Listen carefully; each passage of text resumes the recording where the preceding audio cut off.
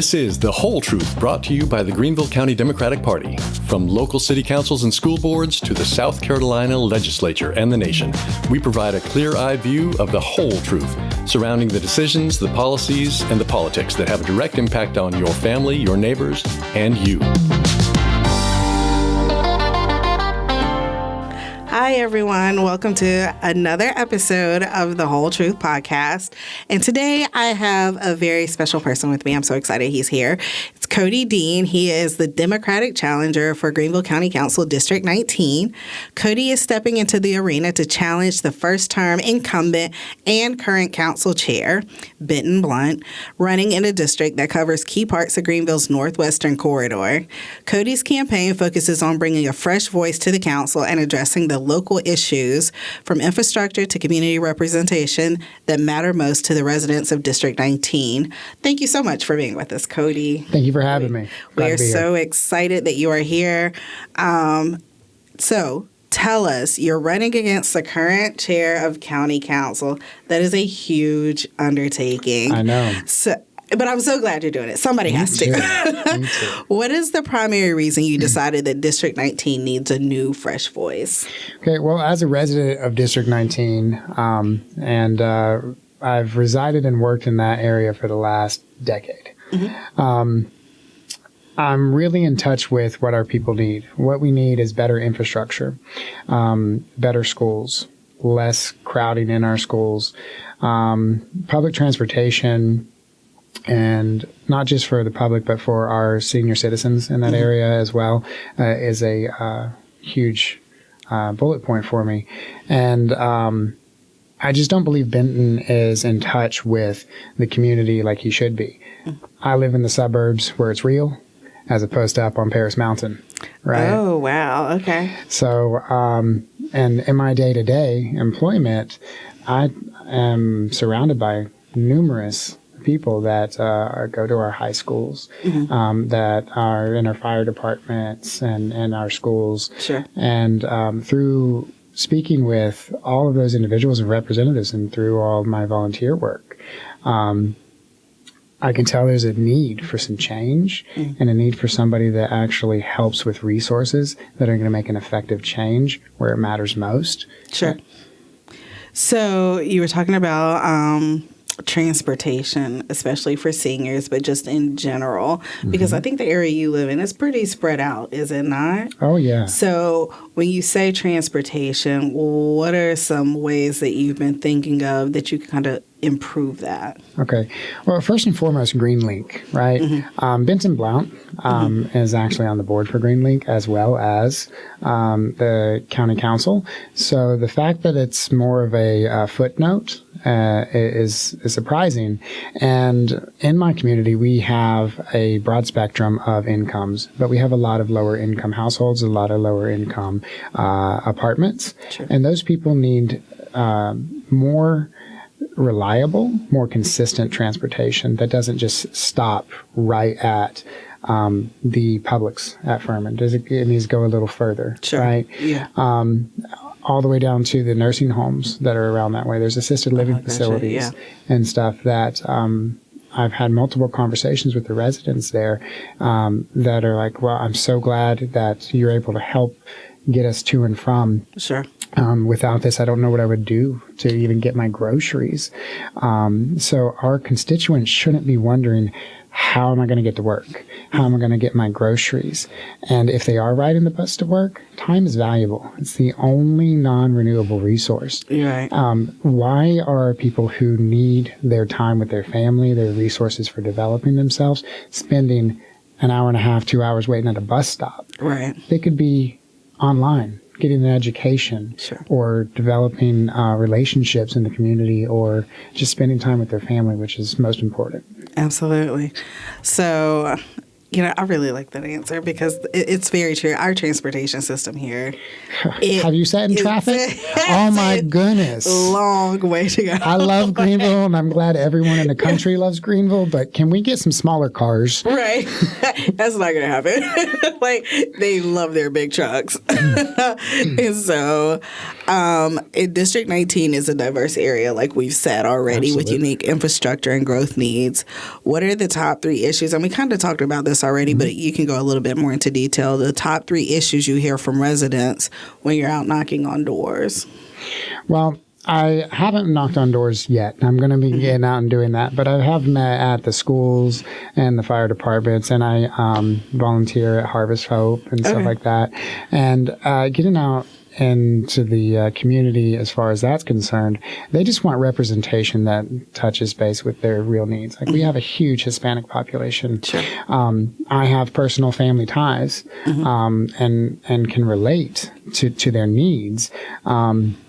And making sure that they have the opportunity and pipeline for their small businesses or whatever they have going on that needs support, even recreational, right? Sure. So where are our children going to go and spend their time in a safe environment? Is it overrun by homeless or drugs or something? And then what could we do for that population to assist them with the right recovery? Because there are patches where we're like, oh, we know this area, and then we see those people walking on the sides of the street, and a lot of us try to look away. Right. I'm not looking away. Right. I'm like, what can we do to help everybody? And that's the voice. They feel unheard because we have Furman in our district. Yeah. We have all that higher income, and then we have all these beautiful, wonderful apartments, right? Which we need to make sure we still have that gentrification, but measured, right? And we have to balance the growth. Sure. So how do we represent both? And I believe the lower income, more numerous constituents in the area aren't being represented in the right way. Are their roads being taken care of? Are their utilities being maintained to the same degree? Did they have sidewalks? Exactly. Just stuff like that. Like, because in some of those areas, the roads are narrower, right? Which increases the risk of someone getting hit if there aren't sidewalks. Finally, they're doing something about the road up there near Poe Mill. Oh, good. Right? One of the skinniest roads around, where it was just you didn't know if you were in your lane or not. And I don't know what spurred them, but thank goodness they're listening a little bit. But it's too late, too little. Yeah, still a long way to go. Yeah, absolutely. So, like we were just saying, Greenville's growing at a very rapid rate. How do you balance the need for economic development with preservation of the community character? Okay, that's a good question. Preserving community character and independence, and making sure that we don't just go in and whitewash everything to whomever is immigrating into the city. We want to make sure that there's that representation on a personal level. And we're going to do that through making sure that everyone's voice is heard, and that we provide avenues to the youth and that single parent or whatever to have their voice heard, whether that's in a county council meeting or if they're going to go through myself directly via email, and just listening to their voices. And making sure that the small communities have that space to meet and talk and grow. Like in Berea, we have the community center, right? Sure. Is it being utilized right? Is it being kept clean and up to date? It's a great resource, but that one in particular isn't being used. And then in the San Souci area, they have their garden parties and meetings, which are great, and that's their character, and it's beautiful. And then Cherrydale Elementary just did a tree giveaway, which is great. To help beautify the area. Sure.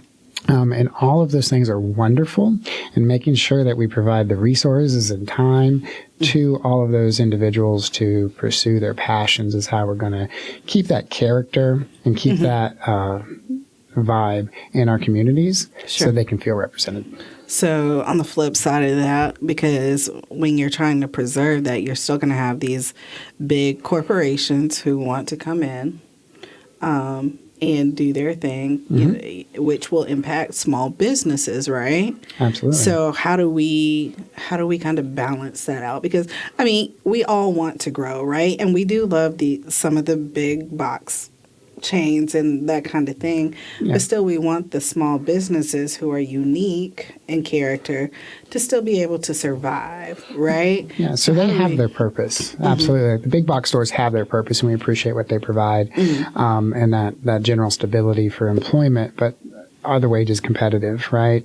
And then are they running out our mom and pop organizations? How do we make sure our zoning's correct to where they can't come in and push out our small businesses? Sure. And are we offering pilot programs inappropriately to larger businesses? They just passed through in County Council last week a pilot agreement for a warehouse that they're building over in my district with no promise of jobs. Right. It's an empty warehouse that no one's rented. So decisions like that really need to be challenged because why are we providing a substantial tax break to a company from Delaware to come and build in our community? Sure. And they're not paying their fair share. Right. So making sure that the larger corporations, big box stores or warehouse companies or anything like that pay their fair share that gets reinvested in the community to provide those resources for these smaller businesses to be able to prosper. Gotcha. Yeah. So your opponent currently sets the agenda for county council because he's chair and, what they're going to do during the year. How do you plan to ensure that District 19 specific needs are prioritized if the seat changes hands? Okay. So if you win. if and when. We're going to say when the seat changes hands, right? We need to manifest that. Right. Well, as chair, and if I do get chair, because that goes up for re-election as well, right? It does. And I hope that if I take his position, that I'm willing to and more than happy to take the position as chair and make sure that not only my district's represented, but all the other districts. Because even though I don't agree with Benton Blount's policies on a lot of things, and we'll keep it at that, because we really need to come together. The Republicans and the Democrats on county council need to come together. And if I am our Democratic representative that gets elected and happens to be chair, I'll make sure that my district's priorities are on the docket, but not just mine. I'm here for Greenville County, but I'm here for District 19, right? And we're going to need to make sure that the resources are in the right areas, being represented for the right people. Sure. So just being down to earth, being grounded, and listening to everyone's point of view, and making sure that ties to the real root cause, and making sure that our decisions don't affect anyone adversely. Right, that's the biggest thing.